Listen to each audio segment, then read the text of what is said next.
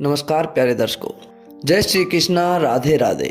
लोगों के हमेशा सवाल आते हैं कि अकाल मृत्यु क्या होती है, अकाल मृत्यु के क्या कारण हैं, अकाल मृत्यु किस वजह से होती है, उसके क्या संकेत हैं, क्या लक्षण हैं और अकाल मृत्यु से बचने के क्या उपाय हैं। हाल ही में हम इस दुनिया में देखते हैं कि न जाने कितने लोगों को अकाल मृत्यु आ जाती है। भगवत गीता में भी भगवान श्री कृष्ण इस बात का जिक्र करते हैं कि इस धरती पर जिस व्यक्ति ने जन्म लिया है उसकी मौत भी निश्चित है, उसका मरना तय है। और ऐसा भी माना जाता है कि जिन लोगों की अकाल मृत्यु होती है उन्हें मोक्ष की प्राप्ति नहीं होती। प्यारे दर्शकों, इन सब बातों का आपको उत्तर आज हम दें। इससे पहले अगर आप हमारे चैनल पर नए हैं तो चैनल को सब्सक्राइब जरूर कर लें।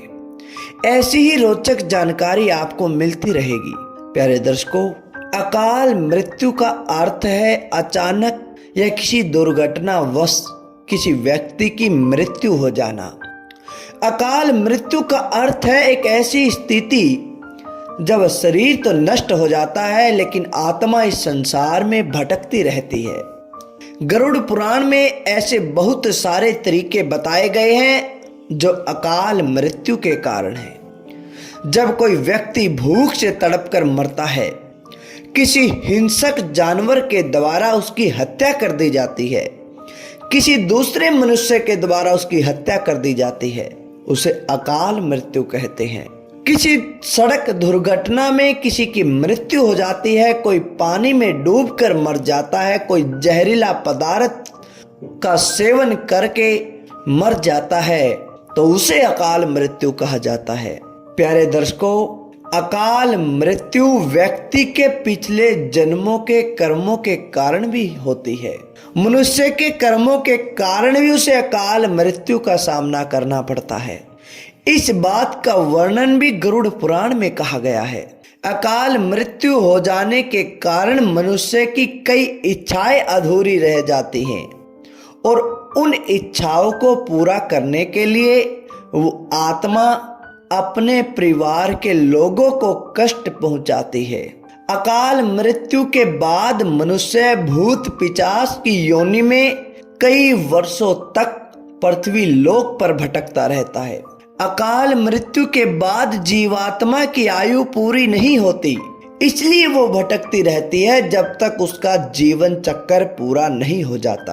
प्यारे दर्शकों, अगर पुरुष की अकाल मृत्यु होती है तो वह भूत, प्रेत, पिशाच, कुष्ठ मांडा, ब्रह्म राक्षस, बेताल या क्षेत्रपाल योनि में भटकता है।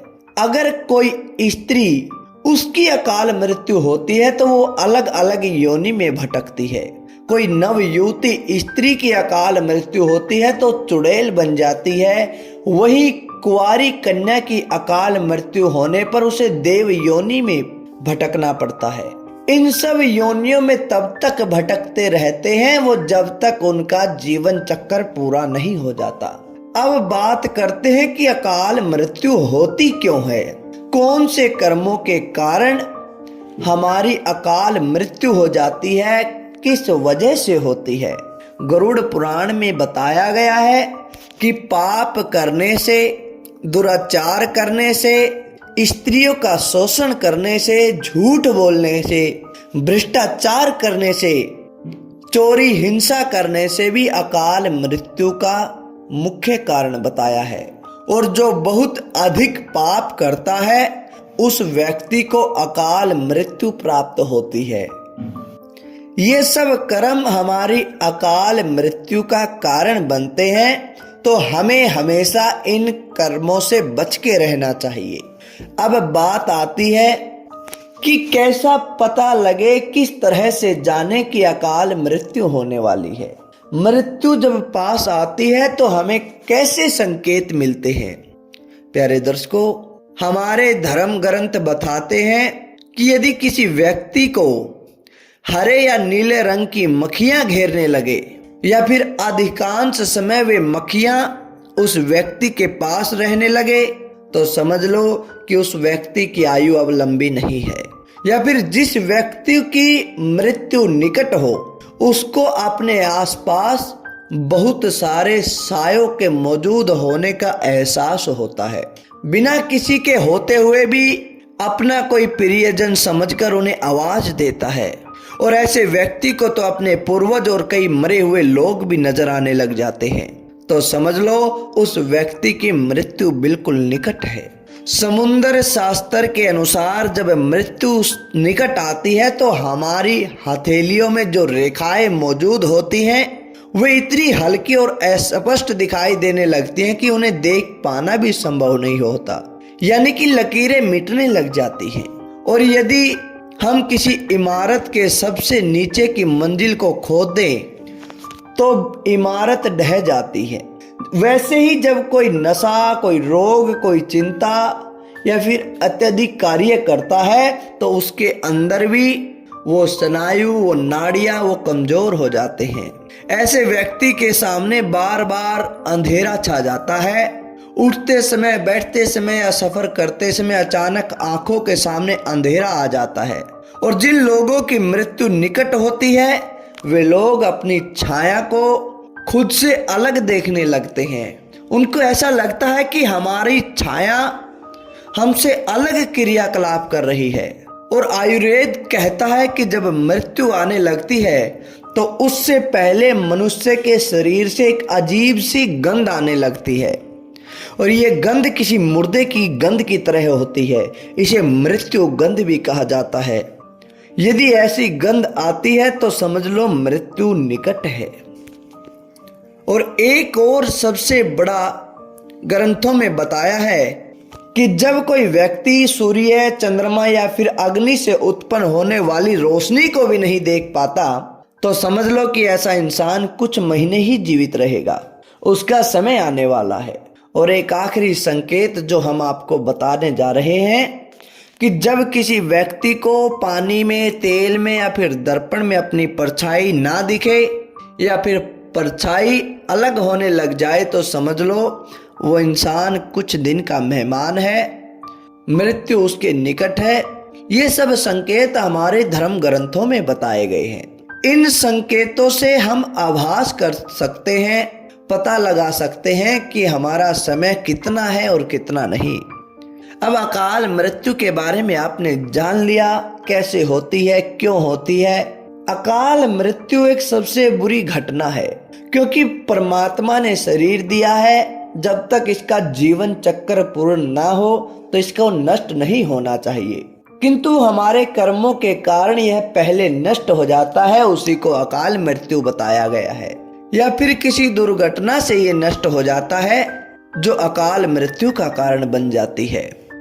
अब अंत में बात आती है कि अकाल मृत्यु से हम कैसे बच सकते हैं। प्यारे दोस्तों, साधारण शब्दों में हम आपको समझा रहे हैं कि जिस व्यक्ति ने किसी मोटर गाड़ी को बनाया है उसको नष्ट करने की ताकत भी उसी में है। जब तक वह नहीं चाहेगा वह नष्ट नहीं कर सकता। अगर कोई उसे नष्ट कर सकता है या फिर कर भी देता है तो नष्ट करने के बाद उसे बनाने की ताकत नहीं है। हम देखते हैं कि हमारे घर में बहुत सारी मोटर गाड़ियां भी होती हैं, हमारे घर में कार, मोटरसाइकिल वगैरह होती हैं। हम लेके आए उन्हें नष्ट तो कर सकते हैं लेकिन उनको बना नहीं सकते।